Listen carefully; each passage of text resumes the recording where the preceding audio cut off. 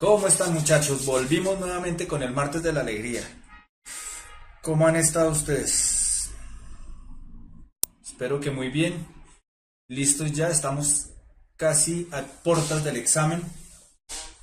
¿Cómo estás? Me merezco un 5. ¿Cómo te ha ido? Buenas noches, César. ¿Cómo han estado? José Alejandro, Luisa, Catalina, Cassandra, Adriana. ¿Cómo les ha ido? Maite, ¿cómo estás? Hola, Laura, Dylan, ¿cómo han estado? ¿Cómo les ha ido? ¿Qué más, Carol? Karen, Gaby, Jesús, ¿cómo está? Jenny, bien, Sean, ¿cómo están? Brandon, Astrid, María Camila, Sebastián, Danilo, Nicola, bueno, y todos los demás, porque si no me pongo a saludar uno por uno, acabamos toda la clase solo saludando. ¿Cómo les ha ido? ¿Preparados para el examen? Ya estamos muy cerca, 15 días nomás. Pero tranquilos que ustedes no van a ser los únicos. Yo también lo voy a presentar. Yo también voy a estar dándole mi apoyo moral a los que lo presentan. Yo lo voy a presentar. ¿Mm? ¿Qué más, Diana? Ya te estoy saludando. ¿Cómo te ha ido? Hola, Carolina.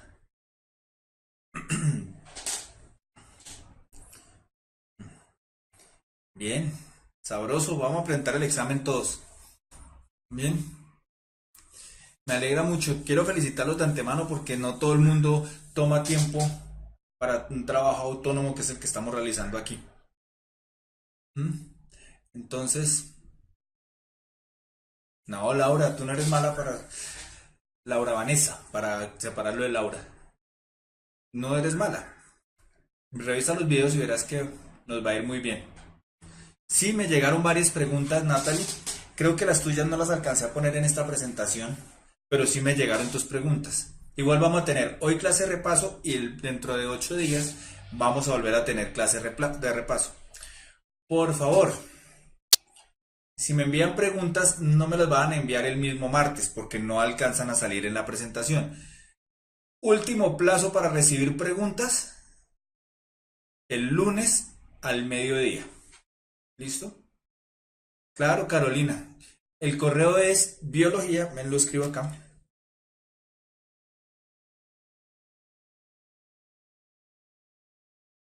Biología, arroba, puntaje nacional punto co. Ahí me pueden escribir y con mucho gusto yo les voy a responder. Sí, Laura, yo he visto varias preguntas, he estado mirando. Pues muchas personas me mandaron que querían material de la Universidad Nacional. Como les dijo la profe Mónica, eh, ese material es más fácil bajarlo de la universidad. Más bien si tienen preguntas puntuales de estos exámenes, yo se las respondo, porque yo enviarles todo el material que tengo, yo lo he bajado desde de internet, ¿correcto? Entonces, no hay lío, ¿vale? Bueno, Nico, su merced no es malo. Simplemente tienes que coger los videos que ya hemos subido y repasarlos. Si tienes dudas, pues me escribes y yo con mucho gusto te las respondo. ¿Listo? Todo en minúscula, sí señor.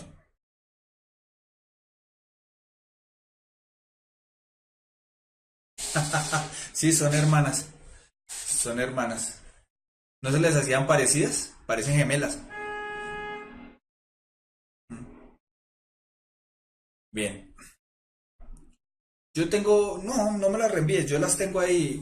Hay unas, el de Jesús creo que son, si mi memoria no me falla, que me envió hace ya ratico un escaneado de un simulacro que él tomó, pero no se distingue nada, no pude tomar ninguna pregunta de ese simulacro porque en realidad no estaba claro y no se veía bien esas preguntas. ¿Mm? Entonces, no pude tomar, de una vez te digo Jesús, no pude tomar nada de esas preguntas. ¿Vale? Vamos a mirar qué preguntas hay. Vamos a empezar de una vez con las preguntas. Hoy es solo de dudas de ustedes de las que me hayan enviado. No, Adriana, tú no eres mala en biología. Estoy seguro de que no. ¿Mm? Ninguno es malo. Y no sé. Bueno, antes de comenzar con las preguntas, tips con el profe Paco. Tips para el examen. Primero, no lleguen extremadamente nerviosos porque no van a poder resolver nada. Pero tampoco lleguen tan relajados como para que no les importe. ¿Mm? Los nervios hacen que se active la adrenalina y la adrenalina hace que nuestro cerebro actúe rápido, ¿correcto? Entonces, primero, no se afanen. Tips de la alegría, bien, Jenny, los debía haber llamado así. Entonces, lleguen lo suficientemente preocupados, pero no tanto como para que se les olvide en medio del examen y queden bloqueados. Eso es muy preocupante. Segundo, como le dijo la profe Mónica, nada de celulares, MP3, nada, no los van a dejar, o sea, y todo lo van a guardar, lo tienen que guardar adelante. ¿Mm?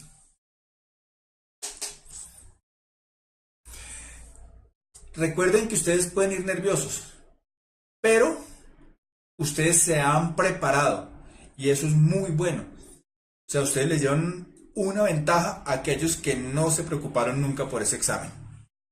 ¿Mm? Entonces, va muy bien. Traten de llegar temprano. Y para llegar temprano, lo mejor es saber dónde van a presentar ustedes el examen. Saber dónde van a presentar el examen para poder llegar lo suficientemente temprano. No vayan a estudiar el viernes y el sábado. O sea, estudiar de más. No, no quiere decir que no vayan al colegio, sino que no estudien de más. No sobrecarguen el cerebro. ¿Mm? Relájense, si pueden salir con sus amigos un rato, relájense. Eso les va a ayudar a que estén distensionados para el examen. ¿Vale?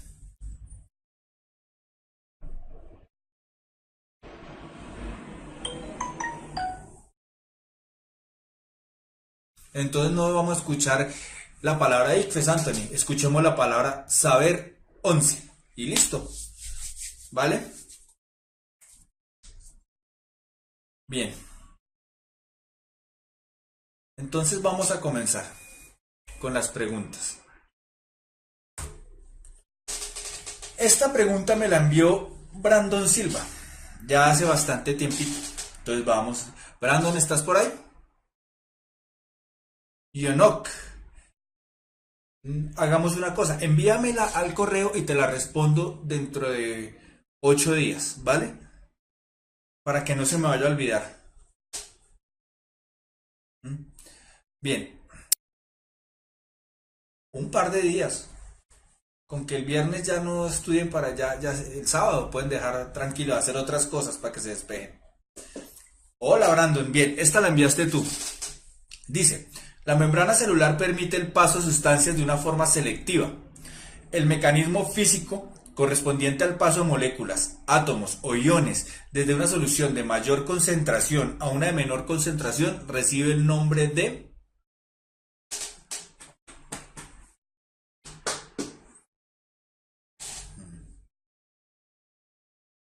Pues miremos. Uy, me quedó... Ósmosis es un fenómeno físico relacionado con el movimiento de un solvente a través de una membrana semipermeable. Tal comportamiento supone una difusión simple a través de la membrana sin gasto de energía, pero es del solvente, es decir, no es de los átomos, no es de las moléculas, o sea que no es ósmosis. Permeabilidad selectiva es una propiedad de la membrana plasmática y otras membranas semipermeables que permiten el paso solo a ciertas partículas a través de ellas. Entonces, eso es solo algunas pocas. Tampoco es esa. El transporte activo. Entonces, es un movimiento, pero este va en contra del gradiente de concentración. ¿Cierto? Correcto, Manuel. Es en contra del gradiente de concentración. Entonces, tampoco es esta. En cambio, la difusión simple es un proceso que va a favor del gradiente de concentración. ¿Correcto?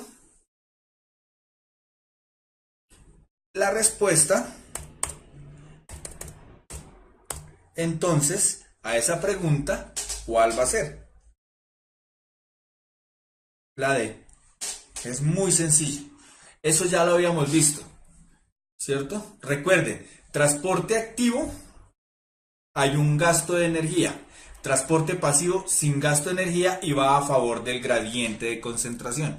Es decir, de lo más concentrado a lo menos concentrado. El gradiente de concentración es de mayor a menor, Lady. ¿Mm? Ese es el gradiente. Ionoc. Sencillo. La ósmosis es el paso del solvente. Por lo general, en los organismos es agua, ¿sí? Entonces, yo tengo aquí dos medios, ¿cierto? Con agua. Y esto acá es una membrana semipermeable. Aquí tengo una concentración. Y la concentración aquí es mucho mayor, ¿cierto? La ósmosis me dice que va a pasar el agua del menor concentrado al mayor concentrado. ¿Mm?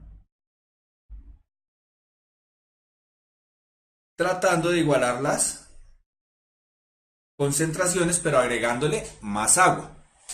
¿Sí?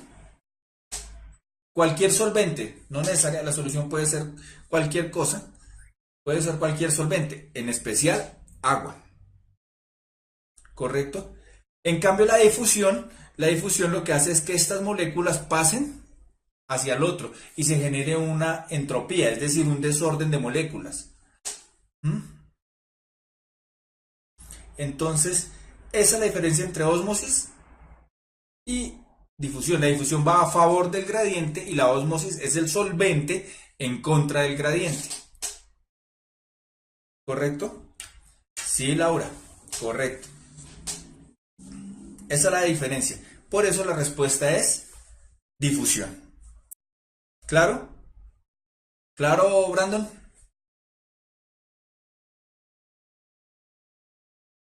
Claro, Juliet.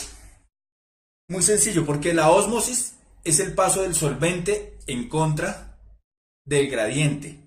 La permeabilidad diferencial es el paso de ciertas moléculas, no de todo. El transporte activo hay un gasto de energía, ¿m?,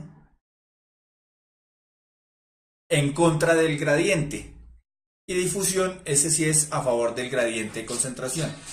El gradiente de concentración es de lo más concentrado a lo menos concentrado. Ya, sencillo. ¿Mm? Recuerden, ósmosis es una pregunta que casi siempre sale. O puede ser ósmosis o puede ser difusión. Un gradiente de concentración, por última vez repito, un gradiente de concentración es de lo más concentrado a lo menos concentrado. Hagan de cuenta ustedes Transmilenio. Cuando el bus va repleto y afuera en el paradero casi no hay gente, se abre la puerta y ¿cuál es la tendencia? Que la gente salga, porque ese es el gradiente de concentración, de donde hay más gente a donde hay menos gente.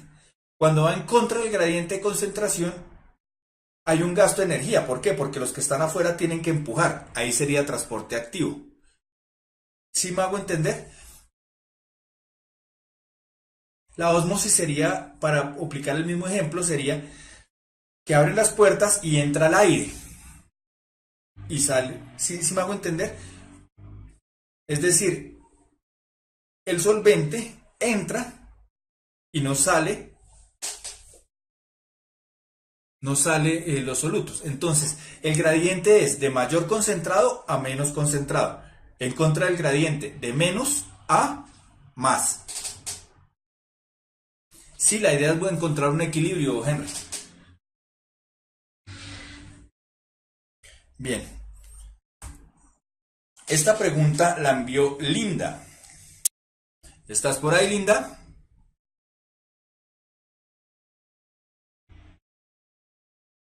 Bien, es muy fácil. Entonces, la siguiente ilustración muestra cómo fluye la información genética del ADN hasta el proceso de traducción de las proteínas. ¿Mm? Y vemos la gráfica. Dice que aquí está la síntesis del ADN, ¿cierto? Y se forma más ADN, más ADN, más ADN.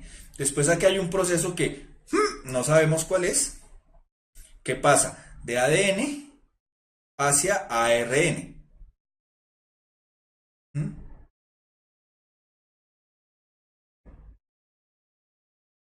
De aquí hay otro proceso que se llama la traducción, que es pasar este ARN a la cadena de aminoácidos, por ende a formar la proteína.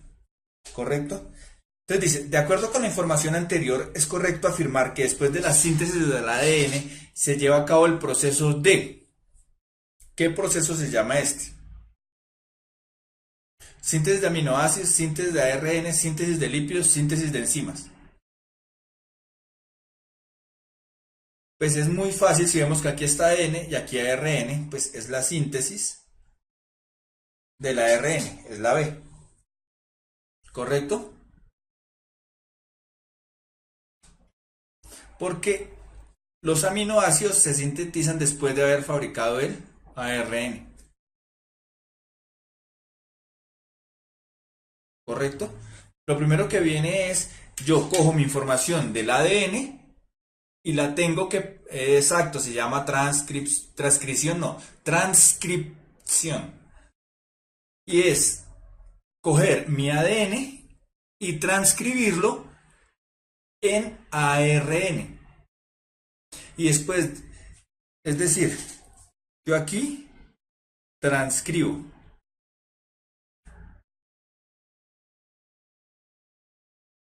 ¿cierto? Es decir, bueno,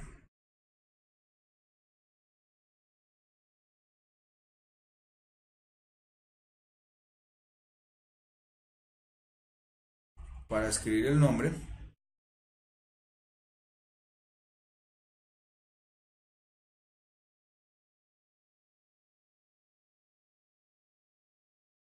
se llama transcripción. Es coger el ADN y transcribirlo a manera de ARN, ¿cierto? Y después tengo que, de lo que encontré de ARN, lo tengo que traducir a proteína. Pero lo primero que yo hago es una transcripción, que es una síntesis del ARN. Diana, para pasar de ARN a aminoácidos es muy fácil. Yo cojo de A3, recuerdan que cogía de A3 que se llama un codón, y voy pasando y hay un código. Me dice que si yo tengo cierta secuencia de bases nitrogenadas, me formo un aminoácido diferente de los 24 que hay, ¿cierto? Síntesis como elaboración de John Bryan. Yo fabrico el ARN. Exacto, las enzimas no están ahí, pero hacen parte de cada proceso. ¿Correcto? Este sería el ARN mensajero. Correcto, Kevin Steven.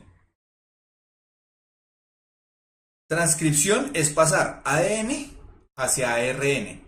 Y traducción es coger el ARN y traducirlo para fabricar la proteína. Sencillo.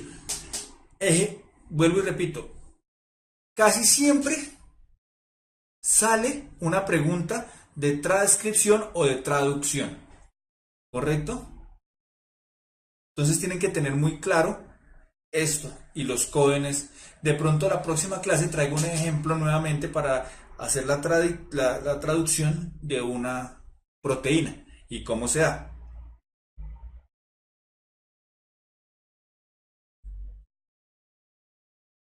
Las enzimas sí son proteínas que nos ayudan a la síntesis del ADN, del ARN, ¿cierto? Como la polimerasa o la reparasa. ¿Mm? Eso está en el video número 3 4 en donde hablamos de código genético. ¿Mm? Eran ARNR. Los anticodons eran ARNR, es decir, ribosomal, Víctor. Porque recuerden que hay tres clases de ARN. Mensajero, el ARN de traducción y el ARN ribosomal. ¿Correcto? No, no están en la imagen. ¿Claro?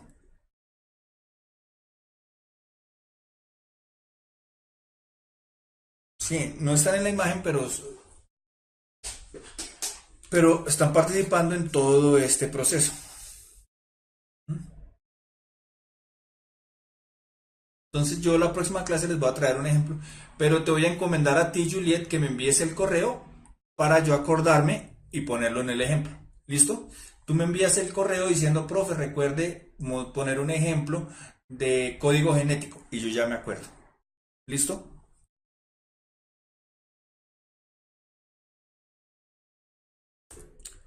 Bien. Miremos esta otra pregunta. Esta pregunta es de Dylan. Y dice, los espermatozoides tienen como función la fecundación de un óvulo. Su estructura es muy sencilla, consta de un núcleo, un cuello y un flagelo. Este último de gran utilidad para movilizarse por el aparato reproductor femenino en busca del óvulo. Además del material genético y el flagelo, los espermatozoides cuentan con muy pocos organelos, uno de los cuales es muy abundante. Teniendo en cuenta la función de los espermatozoides, usted podría suponer que el tipo de organelo más abundante en esta célula es...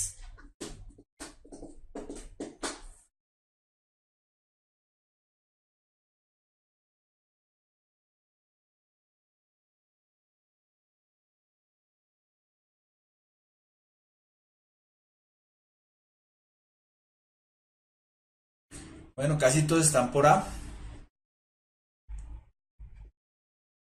Todos están por ahí. Dylan, ¿tú qué opinas?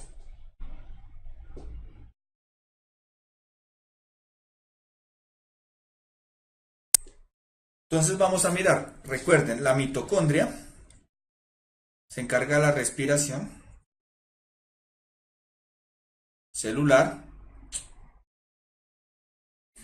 es decir, energía a manera de ATP. ¿Correcto?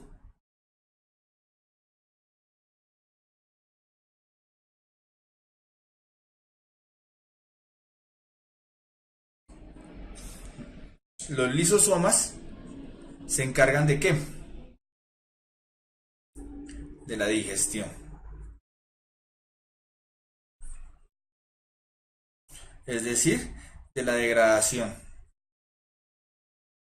de nutrientes y tienen enzimas. Los ribosomas se encargan de la síntesis de proteínas y el núcleo del almacenamiento de ADN. Correcto, es de la información genética. ¿Correcto?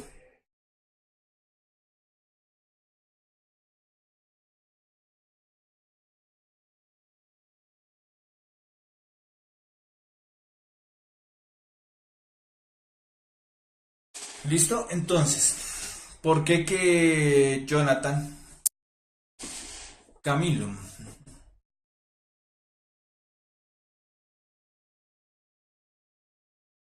Sí, si tú descompones la palabra péptido-glucano, péptido es proteína, glucano son azúcares. Y los azúcares están conformados por carbohidratos. Entonces, los péptidoglucanos tienen proteínas y azúcares, es decir, carbohidratos.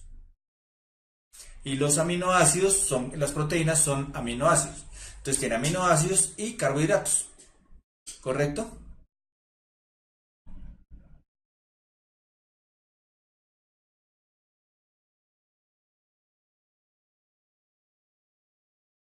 Entonces, sí dice que tiene que moverse y llegar hasta allá, lo que más va a tener son mitocondrias. ¿Listo? Sencillo, muy fácil.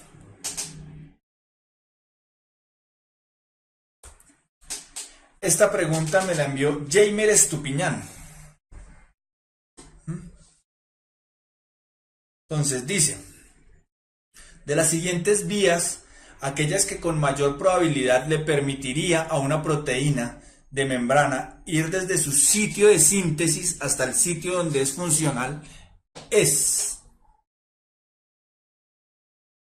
la mitocondria. Lo que le da es energía a Josué para poderse mover.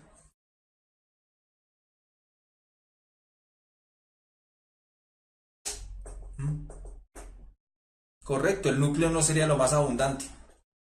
Joan Manuel.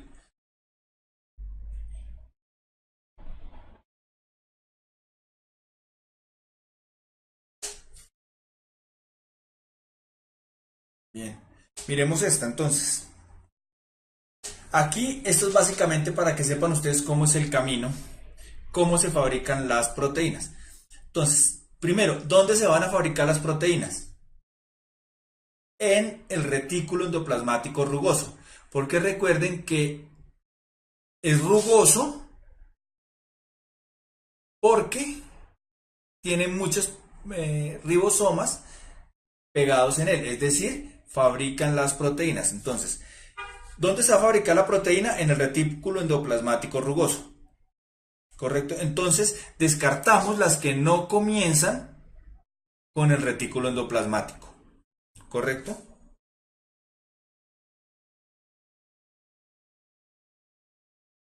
Ahora bien, después, ¿qué va a pasar? ¿Quién es el que se encarga de distribuir el de distribuir esa proteína, de modificarla y distribuirla? Se encarga de distribuirla el aparato de Golgi. El aparato de Golgi llega, coge, la modifica, la empaqueta, es decir, es como ¿cómo se llama eso? El de logística de la célula. Es el que cuadra la proteína, la cuadra, la empaqueta para enviarla, ¿cierto? Entonces, después de que la fabrica, el que se encarga de alistarla, es decir, de empaquetarla. La vesícula, que es el de transporte, porque es el que me lleva la proteína hasta donde tiene que ir. Entonces este sería el de transporte. Y la membrana, como aquí nos dice que es una proteína de membrana, es decir, el destino final, es el que recibe. Entonces la respuesta sería la D, porque aquí en este caso estaría al revés, estos dos. ¿Correcto? El retículo endoplasmático liso, por otra parte, del que se encarga de los carbohidratos, ¿cierto? Y de los lípidos. ¿Correcto, Fanny?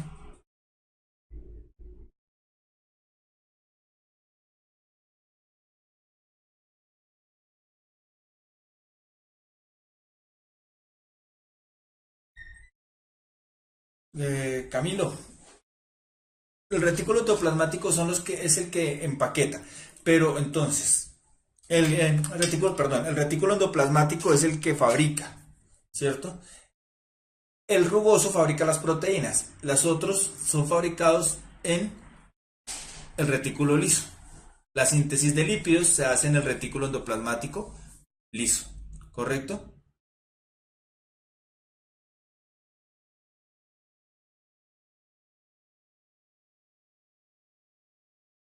Bien.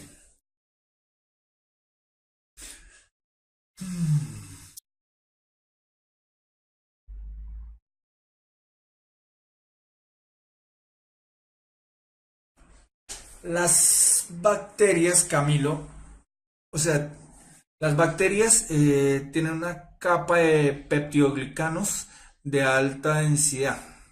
¿Mm?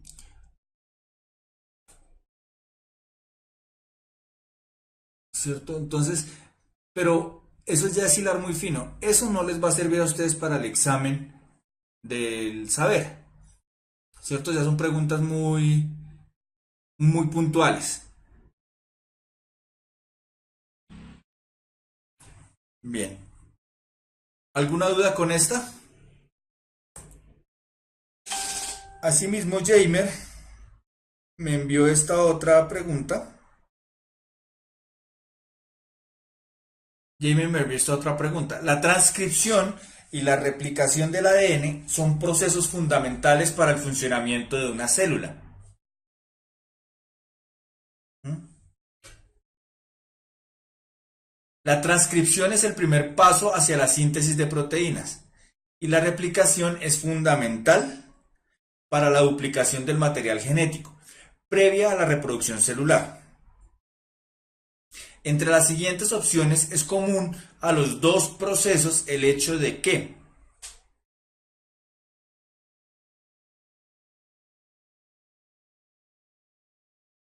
se lleva a cabo en el núcleo, solo ocurren en células que están reproduciendo, usan el mismo tipo de enzimas, resultan en la producción de una cadena de copiado.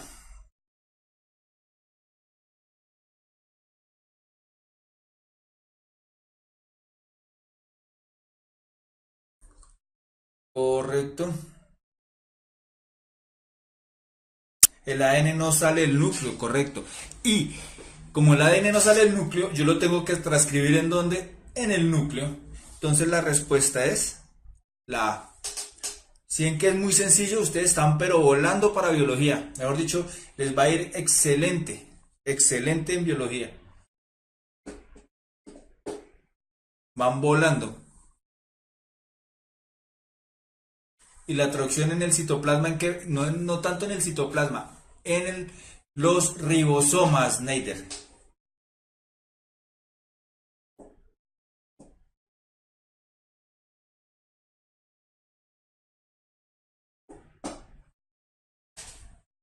¿Listo?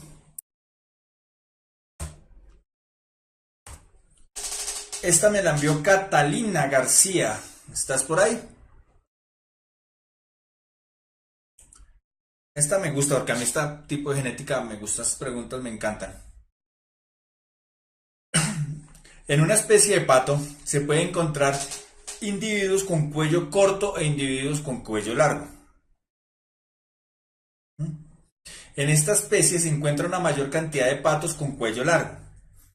En un experimento se aparearon una hembra y un macho de cuello largo. De sus hijos, 3/4 son de cuello largo y uno, bueno, aquí no debería decir son, sino es, bueno, 1/4 son de cuello corto. Bien, entonces, no mentira, sí está bien redactado. De los genotipos de los padres puede afirmarse que ambos padres eran heterocigotos, el macho era heterocigoto y la hembra homocigoto recesivo, el macho era heterocigoto y la hembra era homocigoto dominante, ambos padres eran homocigotos dominantes. No necesariamente hacemos el cuadro, Diana. Esta es un poco más teórica, pero se puede hacer el cuadro.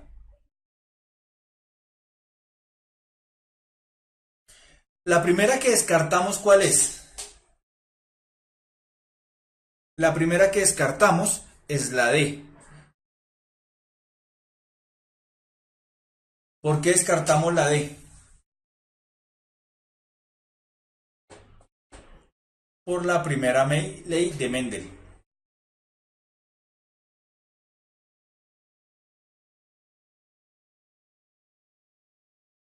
Yanok. Codominancia es que los dos son dominantes, tiene dos genes dominantes, entonces los dos van a tender a expresarse. La otra, ¿cuál era? ¿Me repites porque no alcancé a leer? Porque me lo pasó el chat.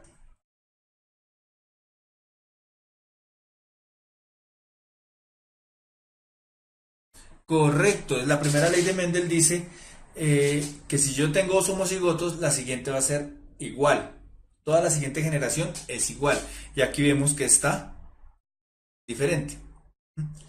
Ahora bien, si el macho era heterocigoto y la hembra era homocigoto dominante, todos van a salir con la característica dominante. Entonces, también eliminamos este. Asimismo, aquí hay una probabilidad más, va a salir la mitad homocigoto recesivo y la otra va a ser dominante. Entonces la respuesta es A. Los dos eran heterocigotos,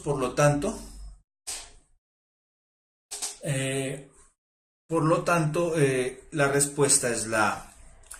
Yo no te dejo en visto, es que no había alcanzado a leer, ya estoy leyendo la pregunta nuevamente, dice la diferencia entre codominancia y herencia intermedia. Codominancia, como te explico,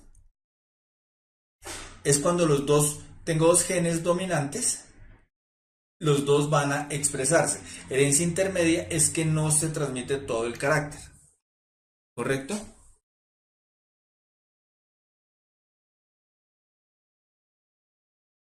Por supuesto, es la segunda ley de Mendel que se llama la herencia de caracteres.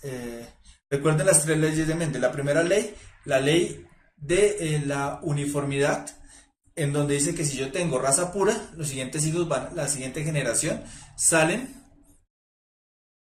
iguales. La segunda me dice es la ley de separación de alelos, es decir, que yo separo los alelos para heredarlos. Y la tercera me habla a mí de la de herencia independiente de caracteres, ¿cierto?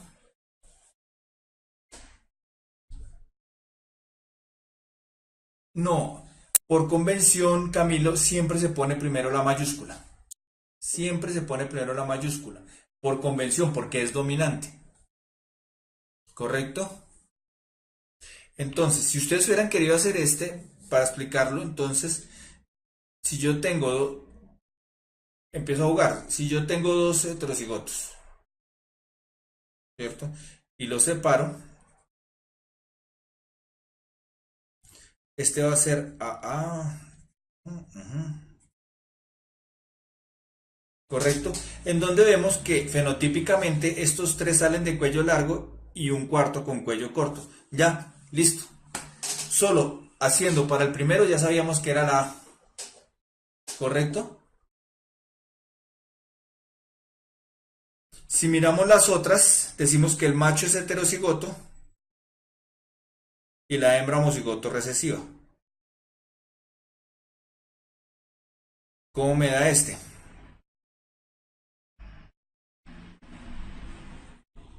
Sale 50% de cuello corto y 50% de cuello largo. El de abajo, heterocigoto y homocigoto dominante.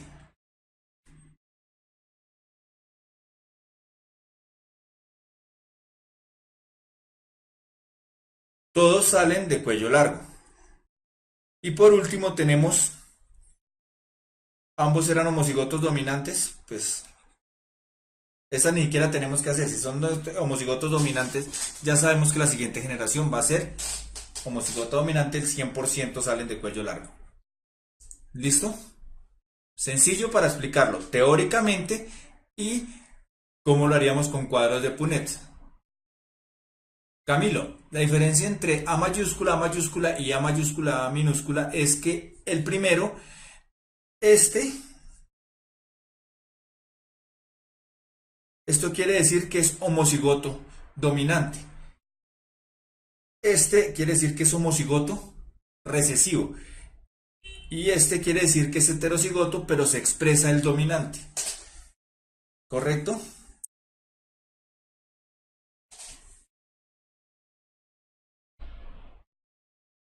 ¿Mm?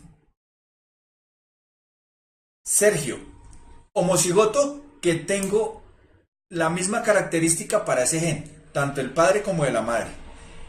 Y heterocigoto quiere decir que son características diferentes. ¿Mm?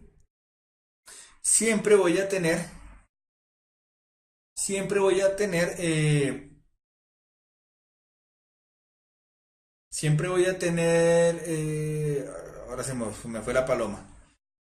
un dominante sobre otro, aunque como le explicaba a Enoch, cuando los dos son dominantes, como por ejemplo el tipo de sangre A y el tipo de sangre B, muy seguramente los hijos, si los dos va a salir algún AB, porque hay una codominancia y se van a expresar los dos.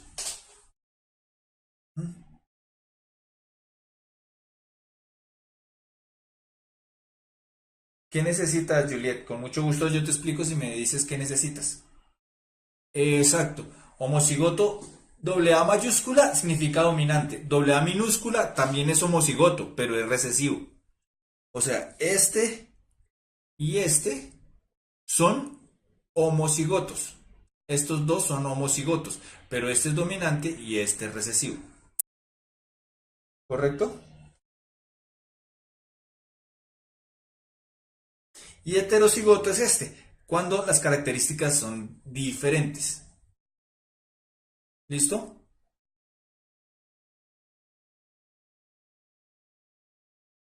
Entonces tienen que tener en cuenta que genotípicamente hablamos de homocigoto y heterocigoto. Y fenotipo es lo que se expresa. Entonces, aquí se va a expresar el dominante, obviamente porque no hay nada más. Aquí se va a expresar el recesivo porque no hay nada más. Pero cuando yo tengo esto, se va a expresar es el dominante. Es decir, este va a ser de cuello largo. Y eso es el fenotípico. ¿Correcto? John Bryan. Te aconsejo ver la clase de genética. Ahí yo explico muy claramente cómo es la cuestión de lo de la sangre. Y si tienes dudas, me las puedes enviar al correo. Correcto, porque para explicarte ahorita nos tomaríamos un poco más de tiempo. Pero digamos que en el tipo de sangre, lo dominante es tener un tipo de proteína, bien sea la proteína A o la proteína B. ¿Mm? Y eso hace que sea dominante. Recesivo es no tener esa proteína.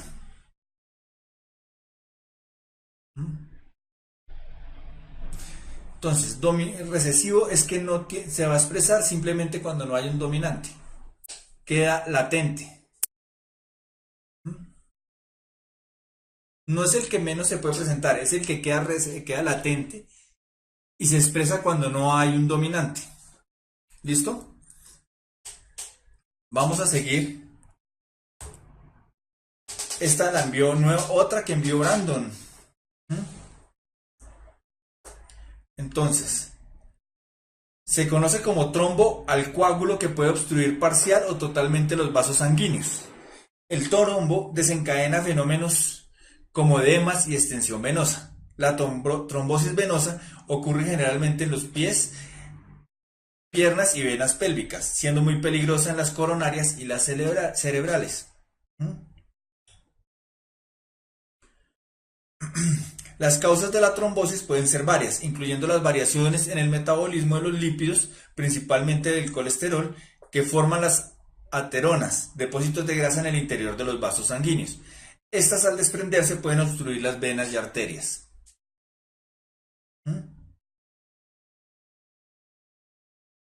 No, no necesariamente. Tienes que saber dónde colocas al padre y a dónde colocas la madre. Y ya, no necesariamente el padre va arriba y la madre va abajo. No, no importa. Es tener en cuenta dónde lo vas a colocar, simplemente. Y hacer siempre los ejercicios en ese mismo orden. ¿Listo? Dan lo mismo, no importa dónde lo coloques, pero hay que tener en cuenta cuál lo colocas. ¿Listo? Bien, ¿cómo va esta respuesta? Según el texto, para evitar futuras complicaciones circulatorias por obstrucción de vías sanguíneas, es recomendable evitar una dieta rica en proteínas, facilitar la circulación sanguínea, evitar la dieta rica en lípidos, facilitar el metabolismo de los lípidos con ingestión de anticolestéricos. Claramente aquí dice que los trombos, porque se producen por variaciones en los lípidos, principalmente el colesterol, ¿cierto? Grasa. Entonces, ¿cómo lo facilito yo?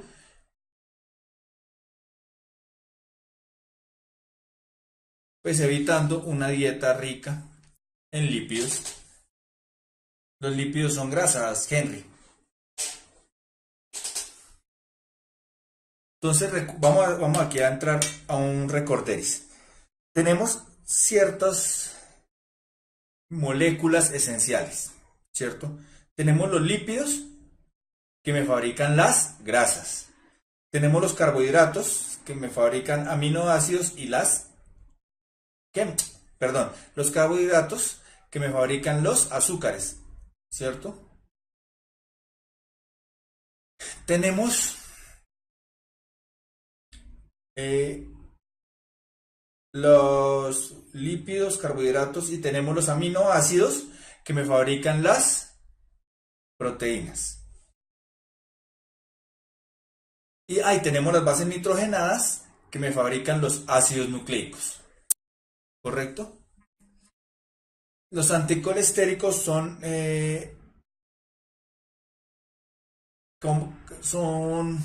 medicamentos que me ayudan a controlar el colesterol.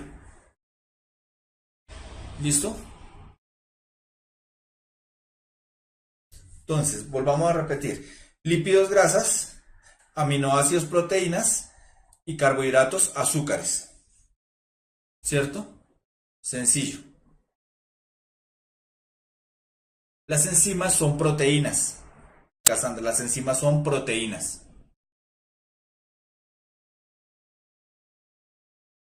Sí, hay algunos que sí, pero no son.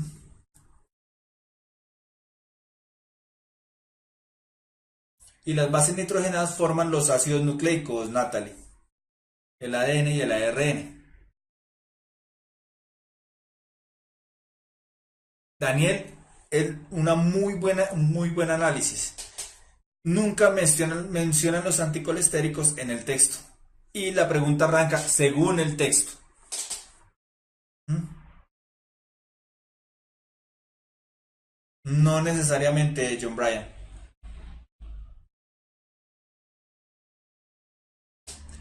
Ah, bueno. Tú me estás preguntando, Cassandra, ¿en qué parte del cuerpo? O las enzimas pueden estar en muchos lados, en el estómago, en el páncreas, en muchos lados. Otra pregunta de Dylan González. Bueno, Steven, hay dos tipos de colesterol, el de alta densidad y el de baja densidad. ¿Mm? Lo que las abuelas llaman el colesterol bueno y el colesterol malo. ¿Mm?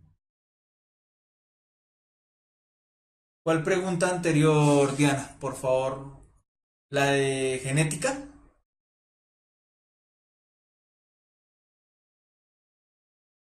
Entonces, anticolestéricos, no, lo que pasa es que hay, como les explicaba, hay colesterol de alta y de baja densidad. O uno es el que llamamos el colesterol bueno y el otro el colesterol malo. Uno barre el otro.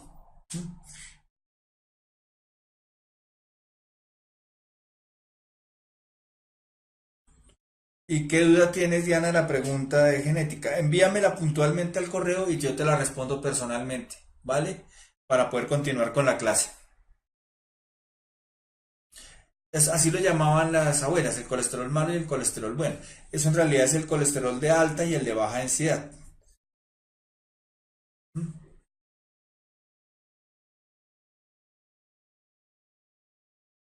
Uno tapona y el otro ayuda a barrer.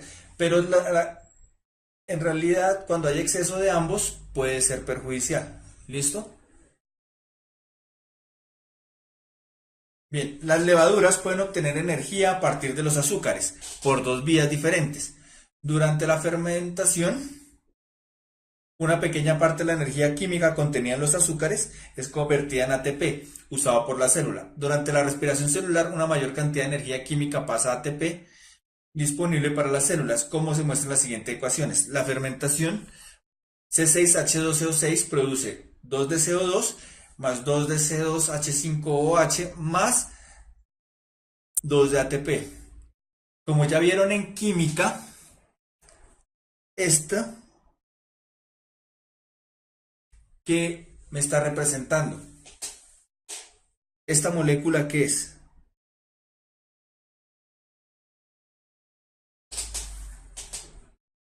¿Mm?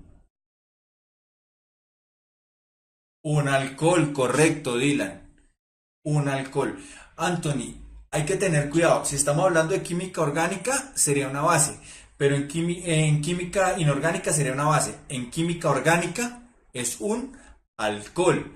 Y es diferente. ¿Correcto? Tienen que tener ojo porque la profe Nuri los basea. ¿Correcto? Ja. Y más si tiene la hermana aquí, vea.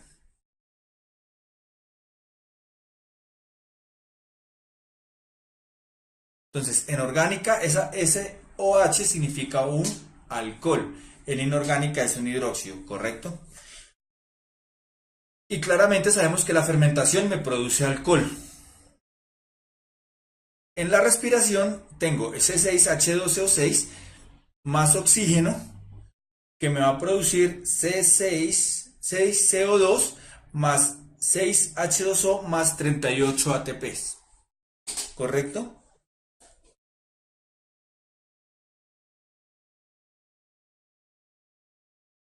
Entonces, de acuerdo con estas ecuaciones es posible afirmar que la producción de alcohol depende de la presencia de oxígeno. La mayor parte de la energía química de la glucosa permanece en el alcohol. La levadura necesita oxígeno para producir energía. La fermentación en la levadura requiere oxígeno.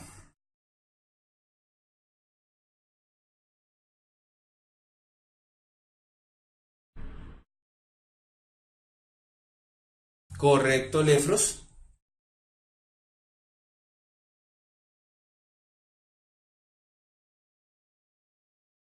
Sabemos que la fermentación en la levadura no requiere oxígeno. Miren, para la fermentación en la levadura no tiene oxígeno. Yo, la fermentación es sin oxígeno. Es decir, descartamos la D. ¿Correcto? Ahora bien, la producción de alcohol depende de la presencia de oxígeno. Miren que para producir alcohol yo no necesito oxígeno. Las mitocondrias fabrican ATP. Eso es con el ciclo del... hay que tener en cuenta el ciclo de Krebs. 6D no es lo mismo. ¿Por qué? Necesita oxígeno para producir energía, miren. Con oxígeno produce energía. Y sin oxígeno también produce energía, pero más poquita. La mayor parte de la energía química de la glucosa permanece en el alcohol. No. Es correcto decir que se necesita oxígeno para producir la energía. Si yo tengo oxígeno, yo fabrico, miren, 38 de ATP. ¿Correcto? ¿Qué no entendiste, Juliet? Por favor, cuando no entiendan, díganme porque yo no soy, no puedo responderles si no me dicen qué es lo que no entienden. Puede producir energía, pero muy poquita.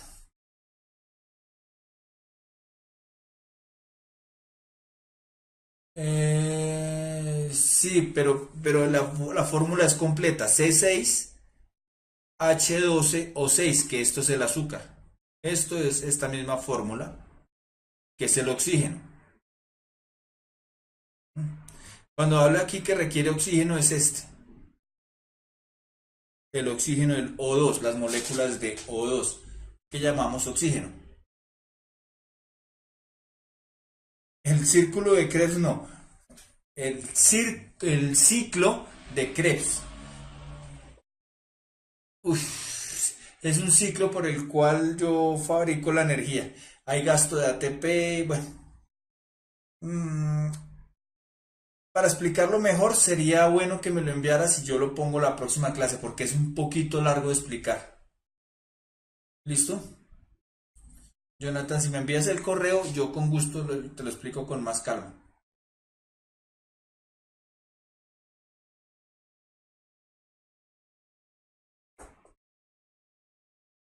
Correcto. Cuando hay oxígeno, porque es que el otro no se llama oxígeno como tal, sino se llama azúcar. Mm,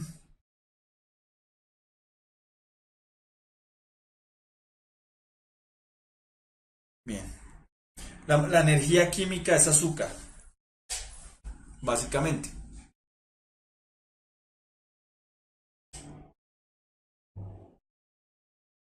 Pero es que los 6 es que es oxígeno, pero hace parte de la molécula de glucosa. Ustedes no pueden separar las moléculas como tal.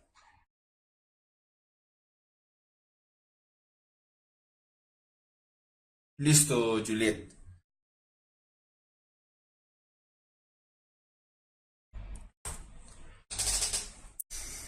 Bien, en las células animales, los lisosomas son organelos, hasta me la envió Tatiana Casadiegos. La levadura es un hongo, Fanny, tienes toda la razón.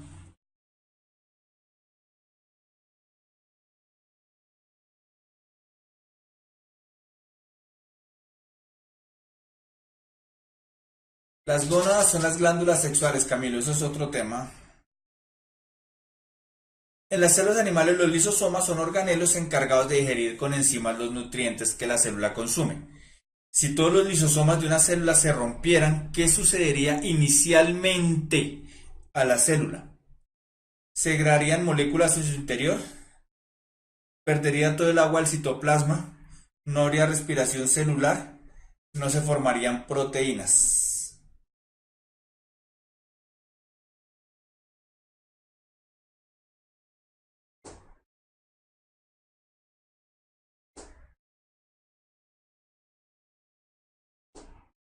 Entonces miremos. Las proteínas,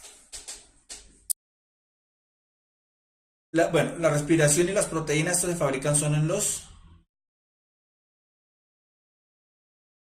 Esto es en la mitocondria y esto es en los ribosomas. Aunque sin los nutrientes yo no puedo fabricar las proteínas, ojo, pero eso no es inicialmente. Si se rompen los lisosomas, no se va a perder el agua en el citoplasma. Simplemente, como va a tener enzimas, algunas moléculas se van a agregar en su interior. Muy sencillo. ¿Correcto? Si bien es cierto que esto no sucedería, pero no sería inicialmente, vea. Inicialmente. ¿Correcto?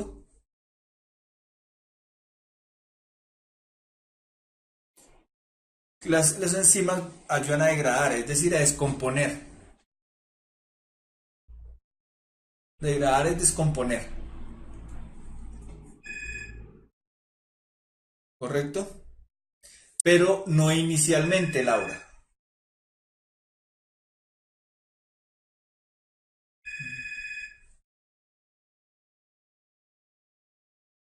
Bien. ¿Correcto, Tatiana? Pues no sé si estás por ahí porque no te he reportado.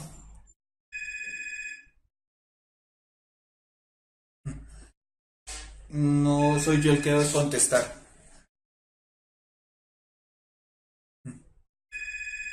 Bien. Otra que envió Tatiana. ¿Mm?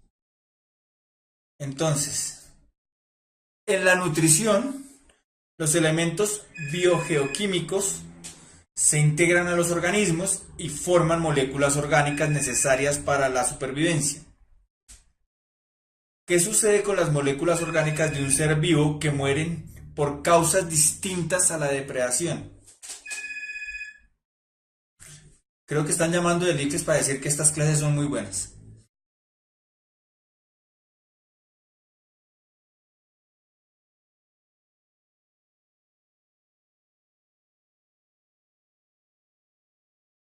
De mitosis, sí, sí, sí, sí.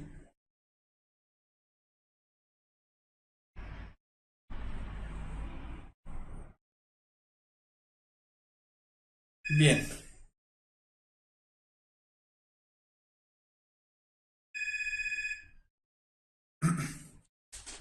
bien. Entonces miremos esto. ¿Qué pasa cuando esas moléculas orgánicas mueren por algo distinto a la depredación? Siguen como moléculas porque no pueden descomponerse, salen del ecosistema porque deben ingresar a nuevos elementos del medio, se acumulan porque ya no pueden usar a otros organismos, se descomponen porque sirven de alimento a microorganismos.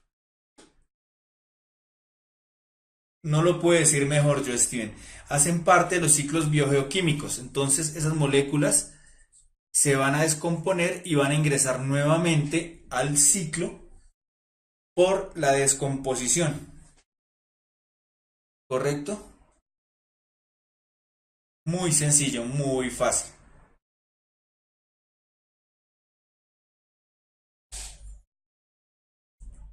Bien. Otra de Tatiana, vea, todas las que envió Tatiana y no la veo por ahí.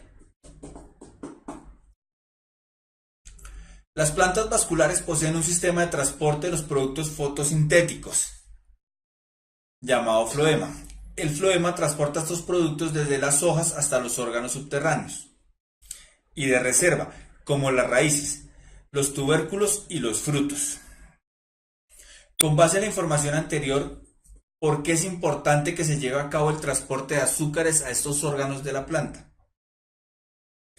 A, porque permite que los azúcares se movilicen a órganos no fotosintéticos y les provea energía.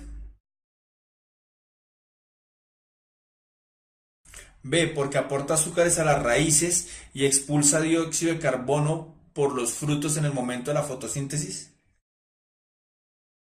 Porque permite que las raíces, los tubérculos y los frutos conduzcan el azúcar hacia las hojas para que realicen la fotosíntesis. Porque aporta sustancias necesarias para que las raíces, los tubérculos y los frutos realicen la fotosíntesis.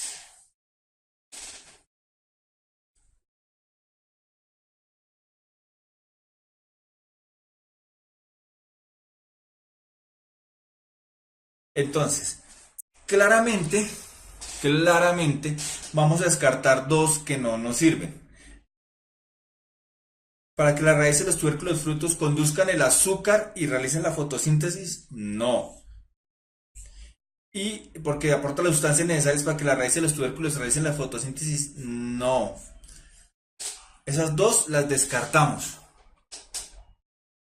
El azúcar es energía, correcto, Camilo. Hay algunas raíces fotosintéticas, pero no todas. Ahora bien, miremos esto. Ojo la pregunta dice es, ¿por qué es importante que se lleve a cabo el transporte de azúcares a esos órganos? Entonces, los azúcares, porque aporta los azúcares a las raíces y expulsa el dióxido de carbono por los frutos expulsan dióxido de carbono. No, simplemente porque permite que los azúcares se movilicen a esos órganos que no son fotosintéticos y les provea energía. ¿Mm? ¿Correcto? ¿Por qué no la sé? La C, porque permite que raíces, los tubérculos y los frutos conduzcan el azúcar. No, ellos no conducen el azúcar. Pueden almacenarlo, pero no lo conducen. Oh. Es más, y dice que conduzcan el azúcar para que el azúcar realice la fotosíntesis. No, el azúcar no ayuda a realizar la fotosíntesis. El azúcar, los azúcares son producto de las fotosíntesis. Por eso no es la C. ¿Correcto, Jonathan y Henry? Me alegra mucho, Juan Manuel. Los no fotosintéticos son los que no hacen fotosíntesis.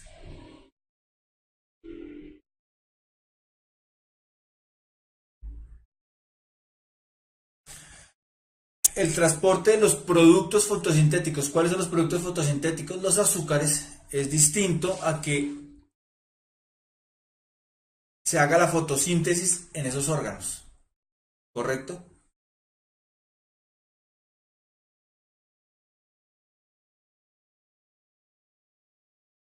No, ya vimos que no se utiliza como un ATP. Del azúcar, la mitocondria fabrica ATP, Jonathan. ¿Correcto?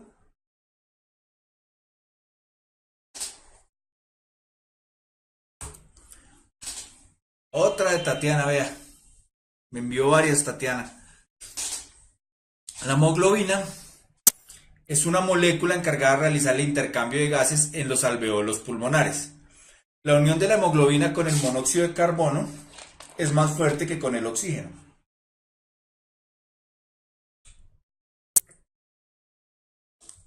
Por esta razón, en presencia de CO2, se reduce la cantidad de moléculas de hemoglobina disponibles para unirse al O2. Con base en la información anterior, una alta concentración de monóxido de carbono en el organismo puede generar problemas de salud, porque se disminuye el transporte de oxígeno a las células, se aumenta la cantidad de oxígeno libre en la sangre haciéndola efervescente, se disminuye el transporte de monóxido de carbono en los tejidos a los pulmones, el monóxido de carbono destruye las moléculas de hemoglobina en la sangre.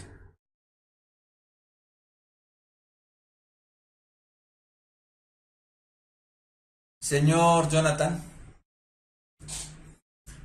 bien, muy fácil. Pues si la hemoglobina transporta y se encarga del intercambio de los alveolos, cuando yo tengo moléculas de monóxido que me reemplazan a las de oxígeno, quiere decir que yo voy a disminuir el transporte de oxígeno hacia las células porque tengo monóxido. Muy fácil. ¿Mm? Sí, fácilmente se descarta. ¿Y eso de volver la sangre efervescente? No, no señor, eso no sucede.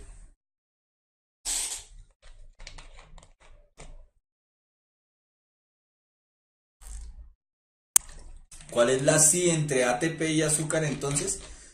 No entiendo la pregunta, Camilo. Sí, Catalina, tú me enviaste hartas, por ahí creo que hay otras tuyas. Otra de Jamer Estupiñán.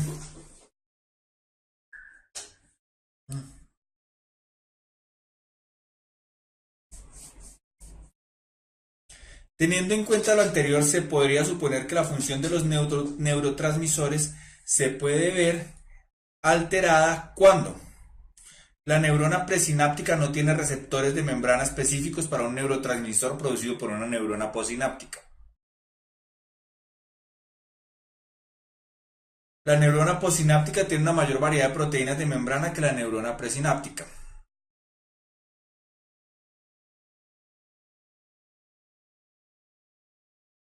En la anterior, ¿por qué no la sé?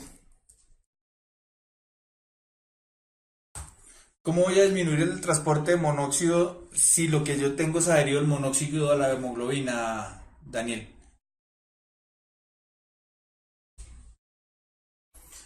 Ah, exacto. Yo necesito el azúcar para fabricar ATP. Correcto, Camilo. Yo necesito el azúcar para poder fabricar ATP.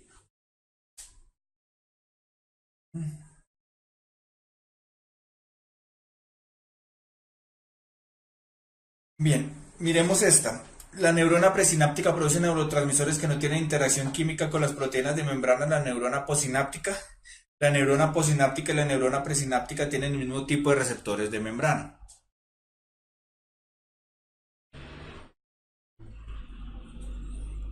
Camilo, ya te lo he respondido 3 veces. Volvámoslo a responder. El ATP es un producto que después de que el azúcar sufre una transformación a través de la respiración y el azúcar, por eso digo que el azúcar es energía, porque el azúcar yo la transformo para fabricar ATP. Recuerden la ecuación que vimos hace poquito.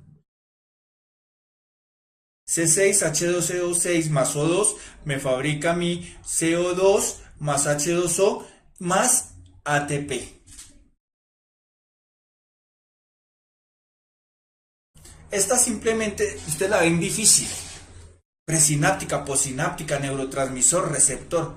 Simplemente hay que comprensión de lectura. La neurona presináptica no tiene receptores de membrana específicos. ¿Será que si es pre? Es decir, La presináptica es la que está antes de la sinapsis y la postsináptica es la que está después. Es decir, el impulso va de la pre a la post, ¿cierto? Ahora bien,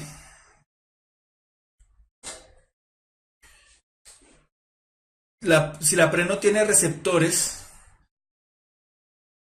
para un neurotransmisor producido por la postsináptica, ¿será correcto? No, porque hay receptores que recibe y la pre lo que hace es transmitir, ¿cierto?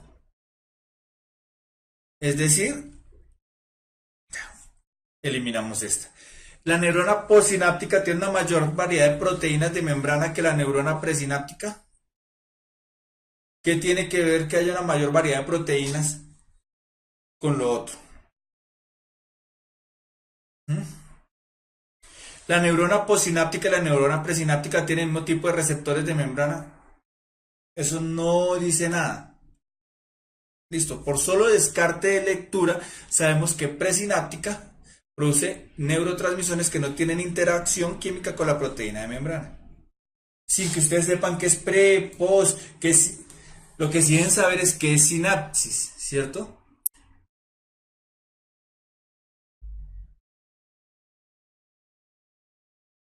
Sí puede haber un problema cuando hay oxígeno libre en la sangre, Jonathan.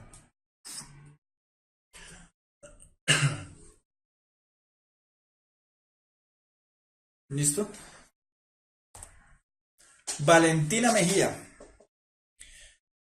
Para mejorar un cultivo artificial de una especie de flores de alto valor comercial, se han escogido y mantenido unos caracteres más favorables durante su producción y mantenimiento. Este proceso, conocido como selección artificial, luego del cultivo de varias generaciones, probablemente hará que dicha especie de plantas. Camilo, la sinapsis es el paso de un impulso eléctrico de una neurona al otro. Es decir, cuando yo paso la información eléctrica de una neurona a la otra. Eso es una sinapsis. ¿Correcto, Camilo? ¿Listo, Diana?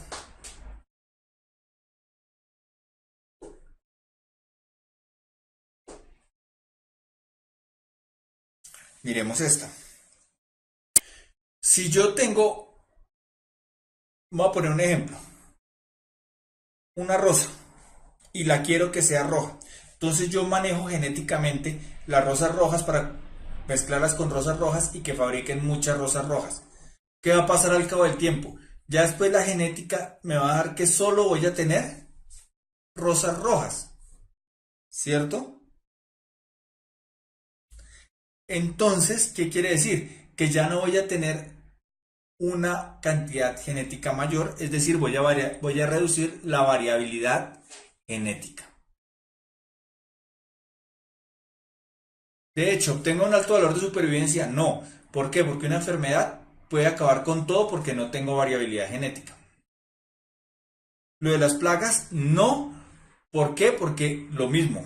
Llega una plaga y como no tengo variabilidad genética, arraso todo el cultivo.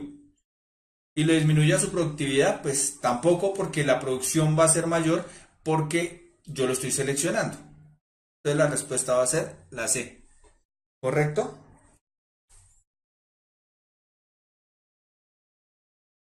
Camila Figueroa. Esta pregunta de Camila. Camila está por ahí. Esta pregunta de Camila se la envió a la profe Nuri. ¿Mm? Esta pregunta evidentemente es de biología, no es de química.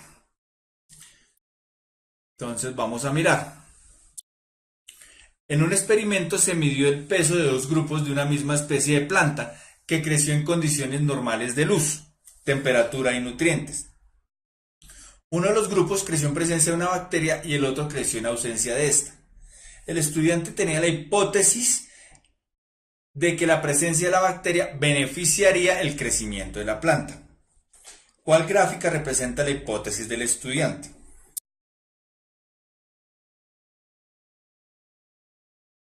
Juliet, la variabilidad genética quiere decir que haya más variabilidad. que haya un salpicón. Me explico. Nosotros los seres humanos somos una variabilidad genética porque hay altos, bajitos, gordos, flacos, ñatos, con narizones. Sí, hay una variabilidad genética, hay mucho de dónde escoger. Cuando yo hago la selección, yo escojo ciertos caracteres y reduzco esa variabilidad genética, es decir, que todo me salga igual, porque no hay una variabilidad genética. ¿Correcto, Juliet?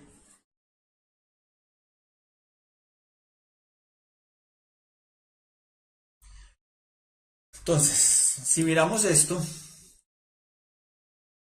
la planta en presencia de la bacteria, para que compruebe la hipótesis, quiere decir que la gráfica, cuando la bacteria está, debe aumentar más que cuando está sola, ¿cierto? Entonces, cuando yo tengo el negrito por encima, descarto. La respuesta es la D, ¿correcto?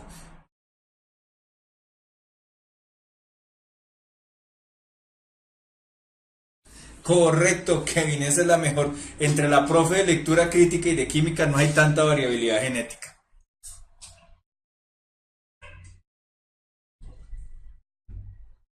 Correcto, Camilo, es la única que me dice eso.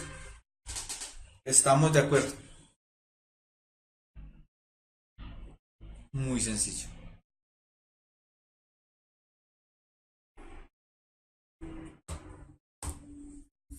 Otra de Valentina Mejía. En algún lugar del bosque húmedo amazónico existe una población de ranas de cierta especie. Debido a un fuerte cambio climático, comenzó una sequía prolongada que redujo la extensión del bosque húmedo y lo fragmentó en áreas muy separadas entre sí. Como consecuencia de lo anterior, el grupo de ranas quedó dividido en grupos más pequeños, cada uno de los cuales habitaba un fragmento diferente y separado del bosque. Respecto a estos grupos, se podría suponer que, inmediatamente después de haber ocurrido la separación, ojo, inmediatamente es la clave, ¿no? Recuerden, tip de la alegría. Hay palabras que nos dan la clave. Inmediatamente, siempre, nunca. Y eso nos da la clave de qué es lo que quieren preguntar. ¿Correcto? ¿Qué necesitas saber, Henry? De la profe Eli. ¿Por qué?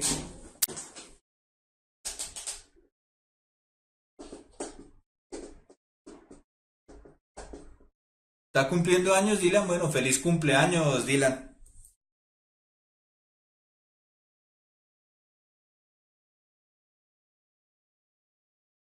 Entonces miremos esto. Inmediatamente, ¿qué es lo que pasa? Se formaron poblaciones diferentes de rana que presentan separación de sus hábitats. Se formaron poblaciones diferentes de rana que empezaron a cambiar sus características físicas. Se mantuvo la misma población de ranas que no presentó aislamiento reproductivo entre los grupos. Se mantuvo la misma población de ranas que conservó las características de la población original. Ahora bien, dice que si yo los separo y están muy separadas entre sí, ya son dos poblaciones distintas. ¿Listo? Entonces, si ya son dos poblaciones distintas, descarto C y D. ¿Correcto? Ahora miremos. ¿Será que inmediatamente se separaron, se empezó a cambiar las características físicas? No, inmediatamente no. Por lo tanto, la respuesta es la A. Se forman dos poblaciones que presentan separación del hábitat. Muy sencillo. Si ven, hay palabras que nos dan la clave y hay que tener una buena comprensión lectora.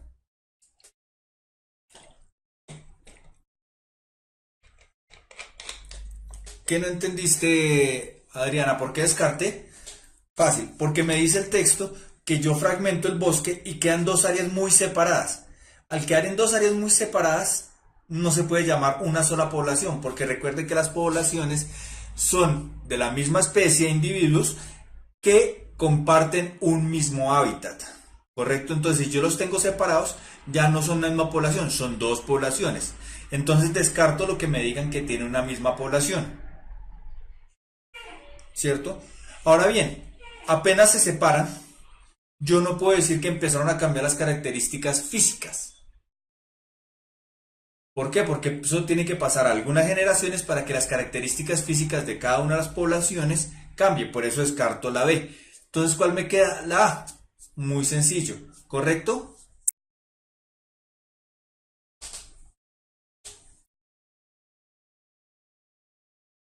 Bastante muy sencillo. Si fuera a largo plazo, sí puede ser la B. Andrea.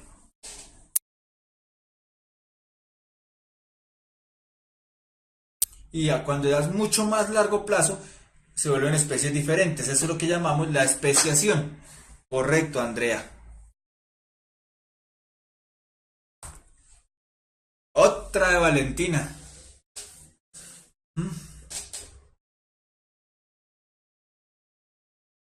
Después de algunos cientos de años, que esta ya es a largo plazo, vean, ya ahora sí es a largo plazo, los individuos de uno de los fragmentos de bosque eran tan diferentes de los otros individuos de otros fragmentos que fueron considerados como una especie nueva.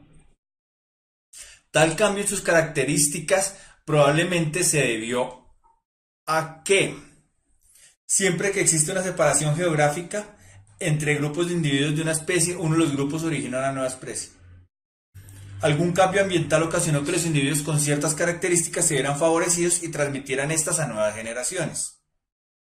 Todos los individuos del grupo se cruzaron con individuos de otras especies de ranas por los que adquirieron nuevas características. Ciertos individuos desarrollan durante su vida características ventajosas y las transmitieron a nuevas generaciones.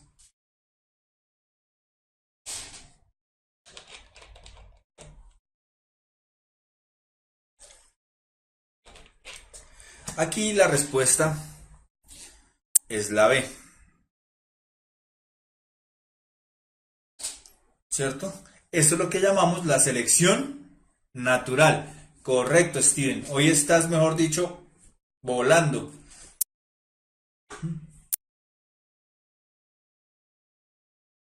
¿Cuál es la diferencia entre la B y la D?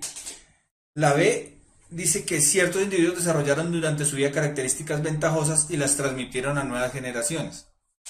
Eso es verdad, ¿cierto?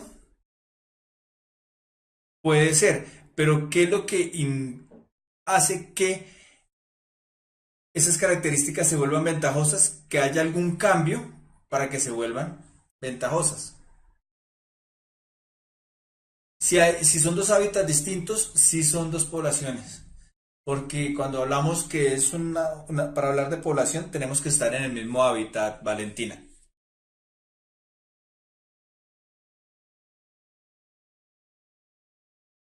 Y la sed no puede ser porque si yo me cruzo, yo no puedo cruzar con otra especie, porque no es viable genéticamente, porque salen híbridos. Y los híbridos por lo general eh, no son fértiles. Sí, correcto, entonces por eso no puede ser la C.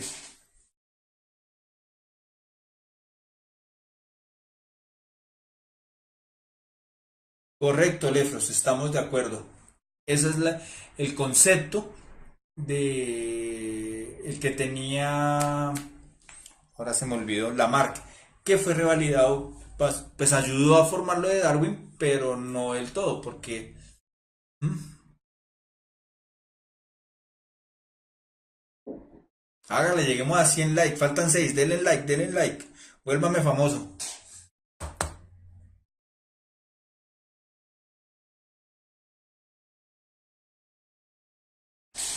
Lamarck proponía que había un individuo que desarrollaba una característica a lo largo de su vida para,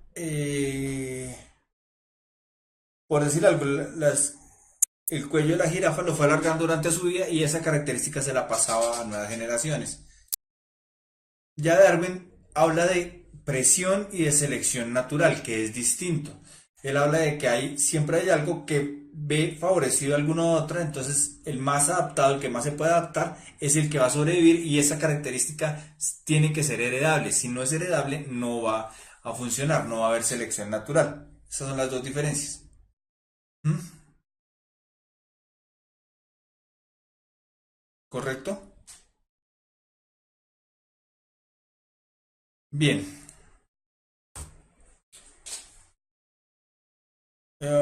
Esta pregunta yo ya la realicé, pero Indira me dijo que no había entendido por qué. Era la respuesta que habíamos escogido. ¿Listo?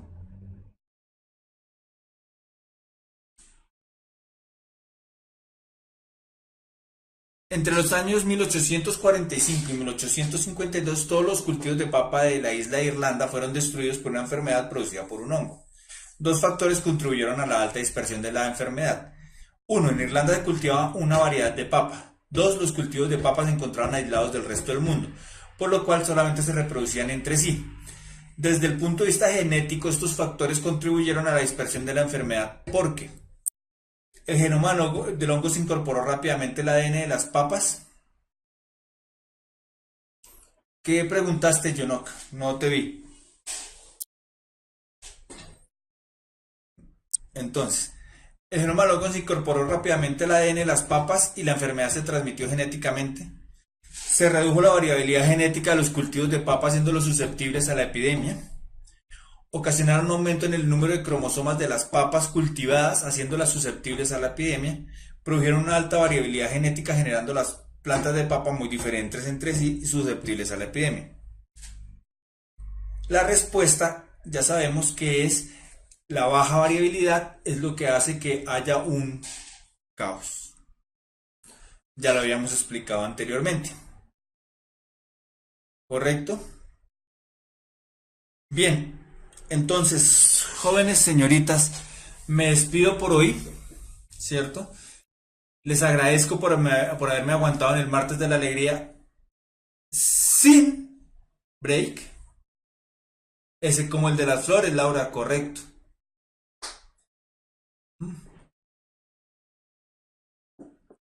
Lefros, esa pregunta te la respondo en la próxima clase, porque tengo unas que me han enviado ya parecidas que las voy a responder.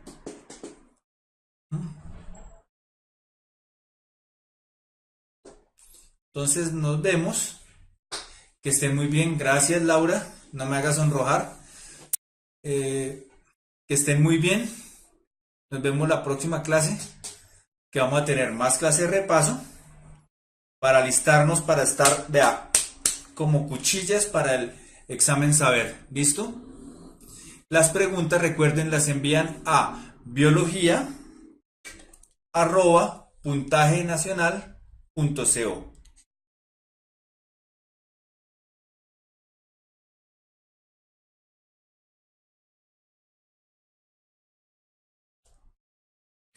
Ahí las envían las preguntas y yo con mucho gusto las respondo. Recibo solo preguntas que hayan llegado antes del lunes al mediodía, porque si no, no voy a poder montar la presentación. ¿Correcto? Entonces, au revoir, mon amis, mes amis. Nos vemos dentro de 8 días en el próximo martes de la alegría. ¿Correcto? Que estén muy bien. Au revoir, mes étudiants. Je vous en prie.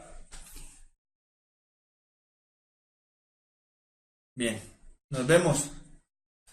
Espero haberte hecho feliz, Juliet. Que estén bien.